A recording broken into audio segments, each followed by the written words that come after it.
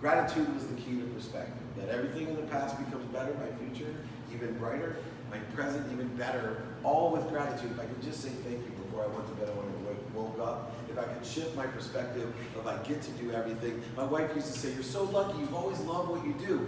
Who here would love to sell legal research? Let's be honest. I've never loved what I did. I learned to love what I did because I enjoyed the consistent, persistent pursuit of my potential of everything I did. I learned to love what I did.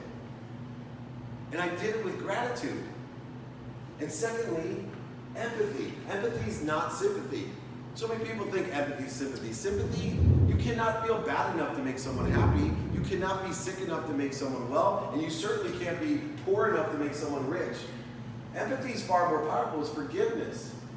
If you want to have peace in your life, have forgiveness. Forgive yourself, because that's what turns the lessons into miracles. When we forgive ourselves for not knowing the lessons or remembering the lessons. Simply, you can't give what you don't have. That's why our motto, even though Michael screwed it up, is make a lot of money, help a lot of people, and have a lot of fun. Because you can't give what you don't have. Forgive yourself, and you'll be able to forgive others. It will give you peace. Mindset is the critical thing in life, and you need to have two mindsets. One for the first action that you take in a day, and two for everything that follows, which you only take one action every day. Everything else is a reaction. So what action should you take in the day? What mindset should you have? Well, gratitude and forgiveness tell me that my first action of the day should be to find peace. To find your center. To find the light. To find where you're happy. That's the key mindset of your entire life. Is wake up and the first action is, through gratitude and forgiveness, I'm at peace. Why? Because it completely sets your second mindset, which is all my reactions are simply to go back to center. Because at center, I can create the most valuable decisions. I can create a trajectory towards what I want directly, not in ego. Right? What's the ego? The fear, right? Fear, anxiety, frustration, the need to be right, offended, separate, inferior, superior, all these great feelings. The problem with fear is we all, at one time or another, and most of us still today believe fear motivates us. No, it doesn't. It depreciates all your energy. It's a soul-sucking event. Fear is not what motivates you. Fear is what focuses you. In fact, fear can hyper-focus you to a point where the grandma can lift up a car and save a baby. Hyper-focus, but she can't maintain that. She can't sustain it. In fact, after she lifts the car and saves the baby, she's probably, from the adrenaline and focus that's created, probably torn ligaments, hurt her back, and completely bedridden for 2 weeks. And that's what people do in their lives when they're motivated by fear. There's no sustainability. There's no consistent, persistent pursuit of the potential. You cannot use fear to motivate you. You need to find a substitute. Gratitude, forgiveness, and accountability. Right? That other value. Accountability is something that I interview for. Right? Accountability is so powerful. Why? Because it asks two questions. What did I do to attract this into my life? And what am I supposed to learn from it? On the path of miracles, on the path of what I call setups, not setbacks. Now, for anyone that's gone to law school or has a lawyer as a relative or is a lawyer themselves, do not confuse accountability with liability. Right? Don't go to the judge and say, oh, sorry, I had that accident. The guy hit me from behind, but I'm accountable. They'll think you're liable. No. He's still liable, right? That's about damages. Accountability is the bigger question. What did I do to attract this to myself, and what am I supposed to learn from it? That is what gives you control of your life. That is what allows you to live inspired. We don't have to get inspired. The biggest question that I get all the time with all the millions of people is, how do you stay so motivated? How do you stay so inspired? I'm stuck, I'm depressed, I'm this, like, whoa. I'm always inspired. I just have to clean the connection to that which inspires me. We are born with more power in one finger than we can imagine. We have enough power in one finger to light this whole school for a week. It's true. How can we deny that? Because we allow the ego-based consciousness to set us on a trajectory in an accelerated manner to create an interference or corrosion to that which inspires us. It depreciates our energy, therefore making us less statistically successful, less productive and accessible. So have gratitude, empathy, forgiveness, and understand inspiration. Then the second thing is something that everyone has problems with. I believe everyone loves to give, but we're all afraid to ask. I teach and preach and pray that you take one thing away from this speech, and that's one question. If you have a pen or your laptop, iPads, or iPhones, write down this question. It will change your life. Do you know anyone that can help me? Right? I love, more importantly than my speech, I love going around, and this is the first networking group I've ever gone to that actually stuck to the rule of 30 seconds. Like, honestly, I was so impressed. My name's Steve, this is what I want. Perfect. Do you know anybody that can help me? Why is that so important? Because when I was young, and Sanjay was young, and a couple of these other young bucks up here were young, when we asked for help, or our friends asked us for help, we had a men's group, a foursome, a poker game, a country club, a church, a temple. We had somewhere to go, and there was 5 or 6 people that we could ask for help. Statistically difficult to get help. Not today. On average, everybody has 1,000 people that can help them. And if we're asking just one person a day, in person, on the phone, via email or media, radio, print, TV, or social media, if we're asking one person a day, you're increasing your network 30,000 people a month. If you do it 4 times a day, it's 120,000 people a month.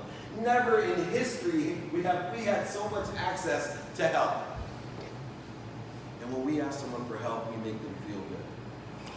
We allow them to access, right, and be a part of and connect to, emotionally connect to us. It's the biggest thing you can do for someone. It's a huge compliment. Nobody is offended when you ask for help.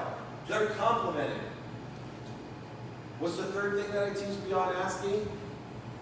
Student of your calendar. Time is an illusion. People misuse time all the time. They don't understand time. I look at time by studying my calendar, which is a place that I deposit time. Right? I have rules like the 5-20 rule. I believe all phone calls can be held in 5 minutes, business calls. All meetings I have, I try to hold in 20 minutes. Because I think after that, you're visiting. And if I want to visit, I'll schedule visiting with people that I want to visit with. My wife told me one time when I came home for dinner, she said, "Why is it you treat people you barely know better than me?" Changed my life. Because I knew I'd rather visit with my family than take 30 minutes during dinner to visit with some guy thinking I was selling it. 5-20 rule. I looked at my calendar, I studied it, and I said, I'm going to be as productive and accessible as possible. Productive means what? To provide value. Right? I have a 120 rule. Energetically and quantitatively, I'm going to make sure before I get into a conversation or share a vision with you that I'm bringing you $100 worth of value and asking for 20 back. Not just think it, but prove it quantitatively so I can ask you a simple question. Do you know anybody, or do you know any reason you wouldn't want to do this from what you told me? For example, does anyone want to buy this pen for $1 million? This Sharpie. Does anyone think I can sell you this pen in the next 30 seconds for $1 million? Once you create value, yes. Exactly, right? So if I sell you this pen for $1 million, I'll give you $1 million loan at 0% interest. I'll take another $1 million, put it in any escrow account that you want, and at the end of the year, if you cannot sell this pen for $2 million, not only will I relieve you of your debt, but I will release the money in escrow to you. Can you see any reason you won't want to buy this pen? Of course you would, and that's what we don't do in business. We cheat ourselves just like we think we don't know our why. We don't think of the what and the how and quantitatively show reasons, impacts, and capabilities so you can't see any reason that you don't want to move forward. When you're selling, the question you should get is, where's the catch? Right? Because that's the question I would ask. Where's the catch? That means you're selling. You give 120 value. And it's not just money. It's emotionally. I walked into a party of my family. I walked in. My mom looked right past me. She looked right through me. My nephew, who is literally my favorite nephew, who loves me, he barely even smiled when he looked at me. I left the room. I went back outside like I do every morning and start thinking to myself, my room's full of $100 bills. My job is to hand $100 bills and ask for 20 back. Hand $100 bills. And I felt again in my heart and my soul what that felt like. I carried the energy with me. So then when I walked back into the room, I used my intuition, and my mom turned all the way around and lit up There's my favorite child that bought me a house and a car. And my nephew come running up to me. What's intuition? Intuition is a muscle. People ask me all the time, how can you use your intuition? We all use intuition, right? Oh, I knew you were going to say that. I knew you were going to call. I was just thinking of you. If you want to practice your intuition, go ahead, stare at somebody from behind and watch them turn around. They'll feel you. They'll feel you. Right? And then when they turn around, go, right? You go on an airplane, just stare into the crack, and all of a sudden you watch them moving around, and pretty soon they'll look through the crack. I do this all the time to practice my intuition. Practice your intuition is a powerful thing.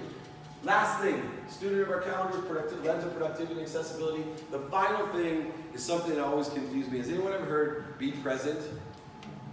Right? I love that, all the things that I read. Oh, be present. I'm like, I don't know if I can smoke enough pot to be present. Because I'm not getting what being present is. Of course, I'm here and they're there. And then I watched the Kung Fu Panda with my son, and there's that turtle again, and he's like, oh, today is your gift. That's why they call it the present. I'm like, okay, today is your gift. Right? Like I'm just confused. And then I realized what they mean. Present means do it now. Do it now is present. I ask myself every time, no matter what it is, can I do it now? If I can do it now, I do it. Why? Because I save twice as much time and I'm exponentially more successful when I do things now. I'm present. I'm present. I get shit done immediately and save a ton of time and I'm more successful at it. And if I don't do it now, it goes into a do it now folder where I've scheduled in my calendar to go look at the do it now folder and I do the things that are most important first, not urgent. If it's urgent and not important, delegate it. Getting milk for your wife is urgent. You can delegate someone to go get milk for your wife. It's not important. That call that you've been waiting for 3 weeks that all of us have forgot to call after 3 weeks, no matter what CRM or SFA you have, it doesn't matter. There's something in our head. All these little urgent things get in the way and we don't do what's most important. Do it now. Have a repository for do it now things and do what's most important first. That will change your life. Now, there's a huge problem, and it goes beyond anything. I'm going to take Q&A after this. We have a happiness problem. That, to me, is really the problem that goes on. The happiness problem is because we're confused about the laws of the universe. Number one law, which John Asseroff taught me, is the law of Goya. Right? Get off your ass. Work hard, work smart, work long. The second law, which I learned later on in life, is the law of attraction. Right? The law of attraction, I believe, lives in two pragmatic vibrations. The first vibration, the most pragmatic vibration, money is the currency of this vibration. The more money that you have or credit that you have, the more you can manifest. And money does not buy happiness, but it's extremely important because it allows you to shop. And if you shop for the right things, you'll be happy. And if you shop for the wrong things, you won't be. At this level, guaranteed. The law of attraction, in a pragmatic sense with money. Put it in Amazon, it'll come out. When I was 50 years old, I raised millions of dollars and built 2 community centers, the best thing I ever bought. I went shopping for the right thing.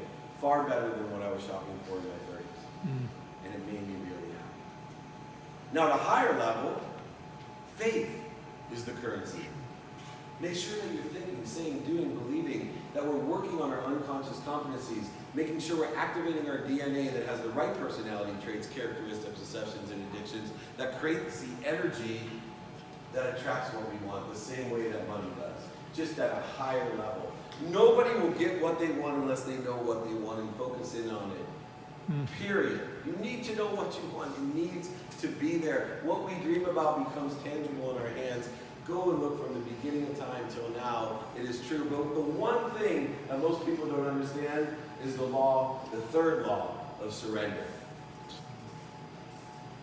It's the most difficult law of all. Because we are not in control. And we need to learn to live in the truth. We need to understand the ego. We need to understand that not only does the ego take us off of our direction, but accelerates us in a different direction. Right? I came outside one time. I wake up at 4 in the morning every day. I meditate for 20 minutes. By 4:30, I'm in the car to the gym. I go outside to go to the gym on a Saturday, and my 17-year-old's car is not there. I immediately grab my phone and I am about to lay into her. I am now in the ego-based consciousness. I am not in surrender. I am accelerating in a direction that may destroy my relationship with one of the most important people in my entire life, which many of fathers have done. True. And instead, I know that my mind, my body, and my soul are on fire. And I remember to myself, my mom taught me, if you ever catch on fire, stop, drop, and roll. So I stop. I go back to where I was just 20 minutes earlier in a place of peace. I drop down into that peace, and I roll in the trajectory I want to go into, and I ask myself, why are you so mad? And being honest with myself, because all answers lie within us, not without us. They lie within us. I tell myself, I'm scared to death. I'm scared something's happening to a 17-year-old. And I'm about to screw up my relationship with her because of it. Doing the exact opposite thing in which I intend to do, which is to help my child, to keep her safe. I'm about to do something I don't want to do. So I now call her in that state of mind, that mindset of peace, and I say, as she answers, where are you? In bed. Where? In my room. Where's your car? It's in the parking lot at the grocery store. Kids were drinking. Told me if kids are drinking, I should get in the car with them, even if I wasn't drinking. So I Ubered everybody home. Wow.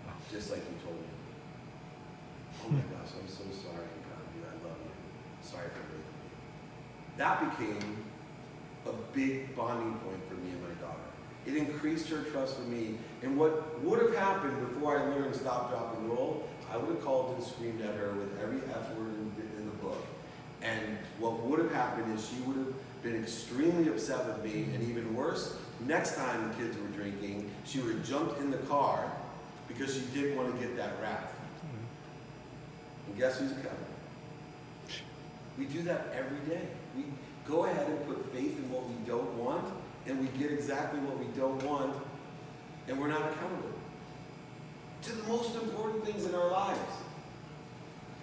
So you need to live with your values. We need to live and empower others to be happiness. Happiness is a huge problem right now. I read a report that on average the American